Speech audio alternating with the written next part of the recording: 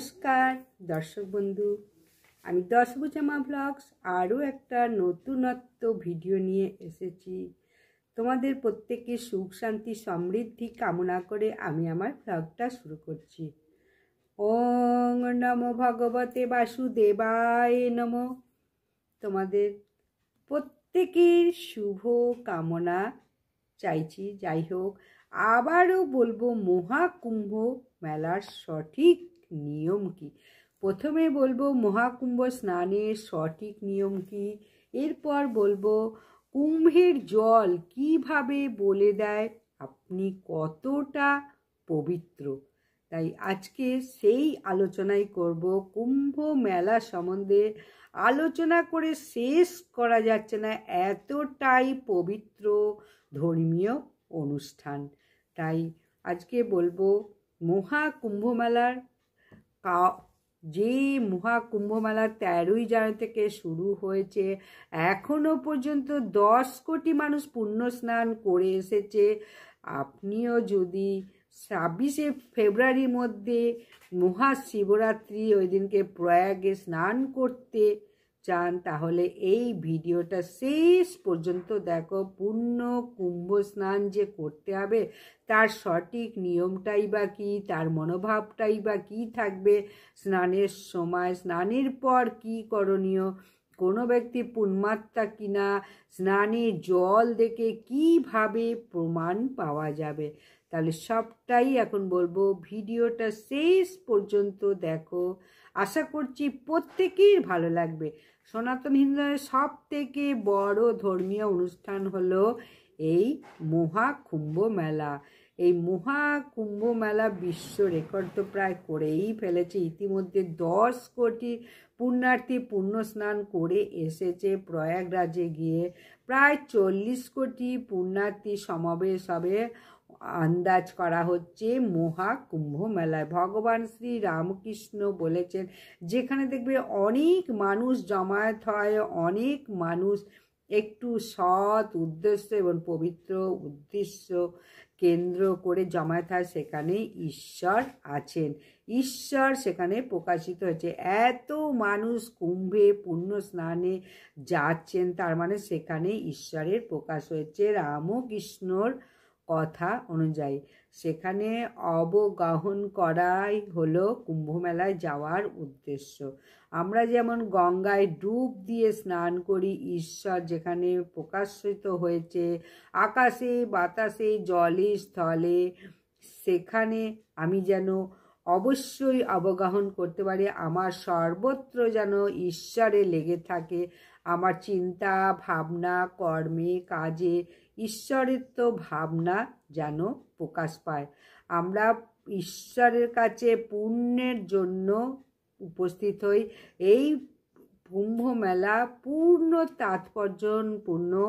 আমরা যখন স্নান করব তখন ঈশ্বরের কথা চিন্তা করেই স্নান করতে হবে। যে আত্মার স্বরূপ আছে, যে ঈশ্বর আছেন, এই মনে ভেবেই মহাকুম্ভ মেলায় যেতে হবে। প্রত্যেকে এই চিন্তাটাকেই মনে রাখো। প্রথমে জানতে হবে মহাকুম্ভে যেদিন যেদিন বিশেষ স্নান আছে, শাহী স্নান, মাঘী পূর্ণিমা, শিবরাত্রি, তারপরে কুম্ভ স্নান, কুম্ভ সংক্রান্তি, প্রকৃত গঙ্গা যমুনা সরস্বতীর কাছে স্নান করতে পারবে না, তাদের নয় গঙ্গা তীরে নয় যমুনা তীরে স্নান করতে হবে। কুম্ভ মেলা চলাকালীন কুম্ভ যেদিন যোগ আছে সেদিন ছাড়া অন্য কোনো দিন স্নান করতে যাও। যে কোনো দিন গঙ্গা যমুনা যেখানেই স্নান করো একই ফল হবে, সঙ্গমে স্নান করতে হবে এরকম কোনো কথা নেই। শুধু এই কথাগুলো মনে রাখতে হবে। পবিত্র স্নান তো চিত্তে নিজের ইষ্টদেবতাকে স্মরণ করতে করতে পুণ্য স্নান করো। পুণ্য স্নান করার সময় আমরা কি করি, ডুব দিই। ডুব দিয়ে উঠে অনেকে গামছা দিয়ে গা ঘষে, এগুলো একদম করতে নেই। কোনো রকম রাসায়নিক প্রসাধনী দ্রব্যও ব্যবহার করতে নেই। এই প্রসঙ্গে শ্রী মা সারদা দেবী একটা কথা বলেছিলেন। বাগবাজারে থাকাকালীন গঙ্গা স্নান করতে গিয়ে বলেছিলেন তেল মেখে কখনো স্নান করতে নেই। তাই এই গঙ্গা স্নান করতে করতে নিজের ইষ্ট দেবতার নাম জপ করতে করতে স্নান করো।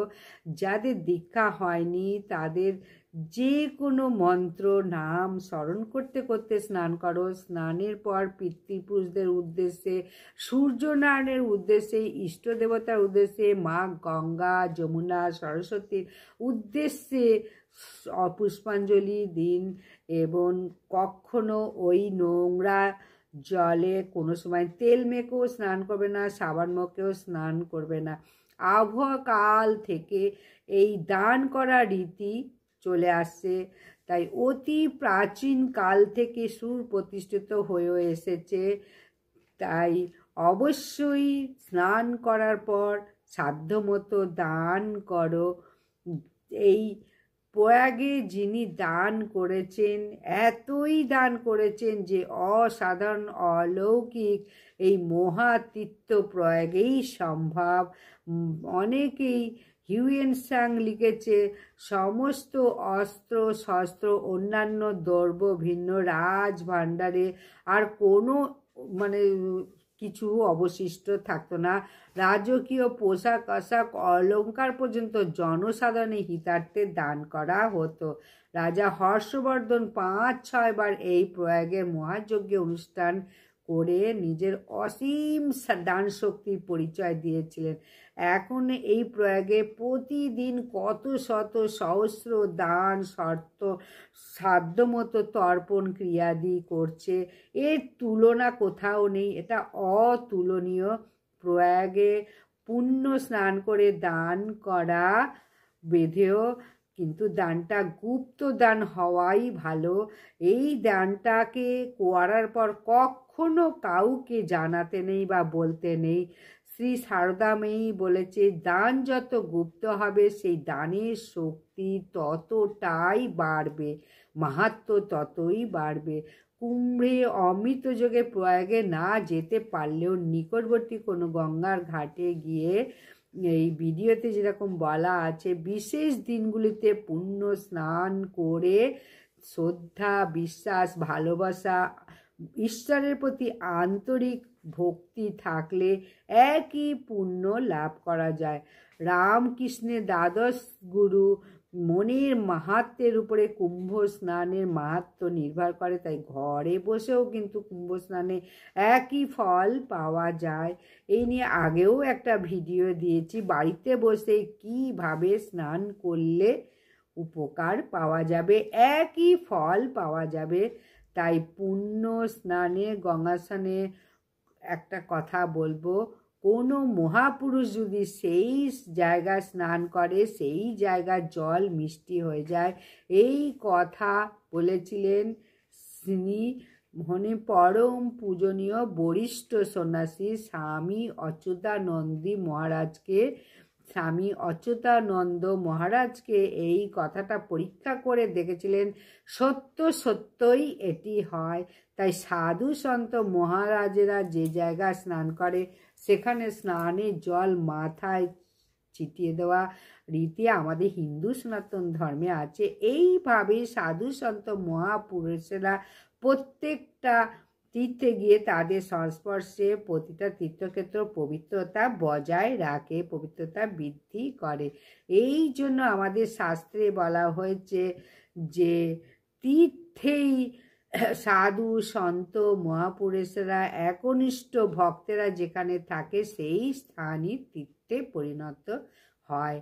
তাই এই তথ্য কেমন লাগলো অবশ্যই কমেন্ট বক্সে লিখে জানাও, এবং ভালো লাগলে লাইক, শেয়ার, কমেন্ট করে পাশে থাকো, চ্যানেলটাকে সাবস্ক্রাইব করে দাও। ধন্যবাদ, নমস্কার।